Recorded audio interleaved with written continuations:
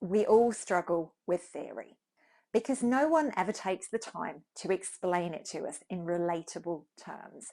It's abstract, it's conceptual, it's academic, it's impenetrable. For postgrads who feel a little bit rusty or out of practice when it comes to academic work, it can be even more exasperating. Like you, I often get frustrated with this. In this video, I'm going to help you to start to understand what theory is by thinking about this field.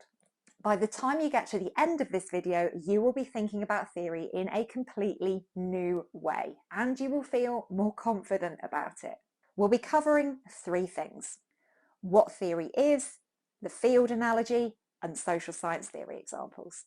I'm Dr. Elizabeth Yardley, and for the last 2 decades, I've been teaching sociology, criminology, and social policy in UK universities.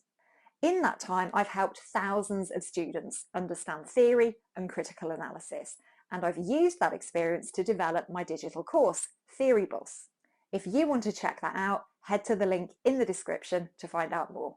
Without further ado, let's dive in and think about theory. What is theory? Theory is an idea or set of ideas underpinned by assumptions.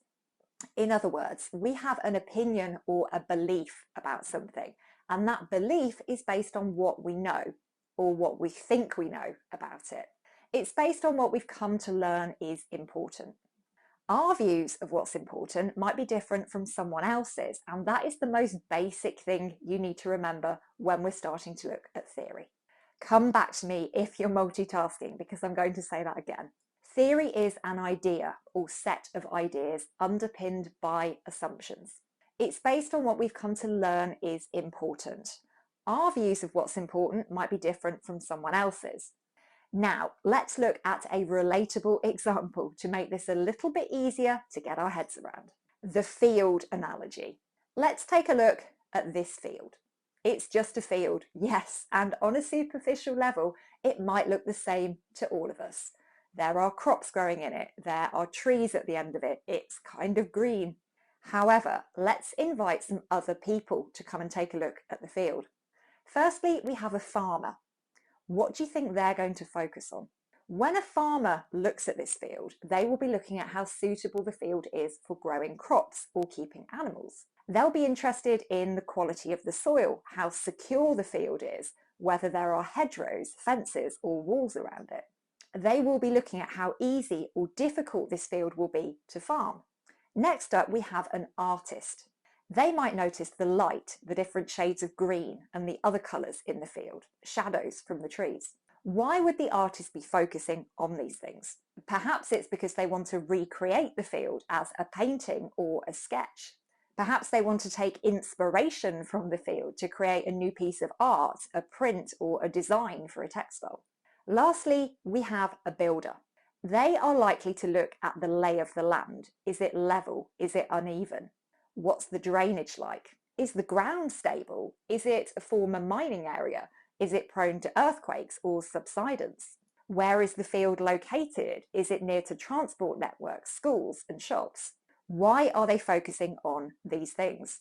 Because they might want to build houses, offices, or apartments on the land. All of these different people look at the field and see things that the others don't.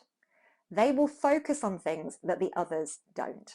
What we've done there, by thinking about the different ways in which people look at the field, the different questions they ask, the different things they choose to focus upon, is that we've started thinking theoretically.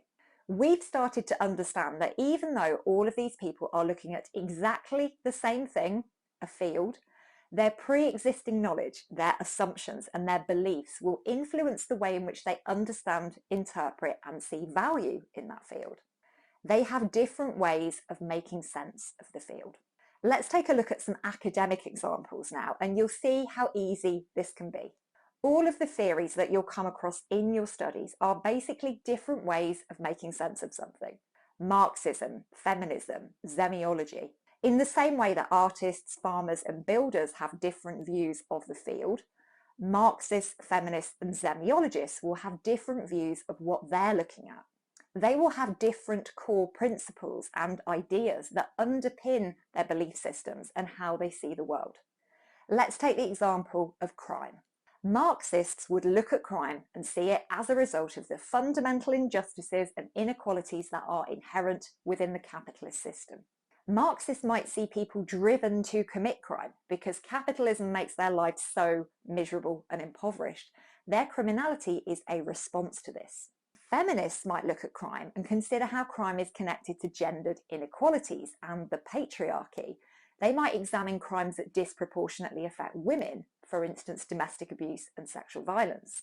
Zemiologists might say that looking at crime is not enough. We need to think more broadly about social harms, and that might include acts and behaviours that aren't officially criminal, but still have a negative effect on people and societies. When we're looking at theories like these, that's the first thing we need to do. Understand what is important to these theories. What do these theories prioritise? What do they think are the most crucial things to focus on when it comes to making sense of the world? For Marxists, it's the economy in general and capitalism in particular.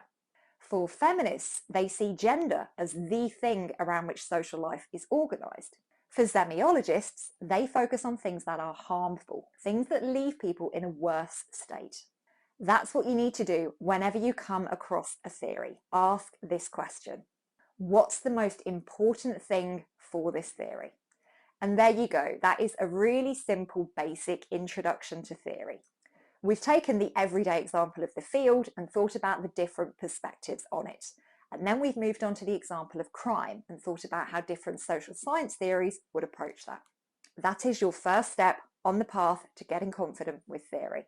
If you are confused by critical analysis and thrown by theory, you should check out my digital course, Theory Boss.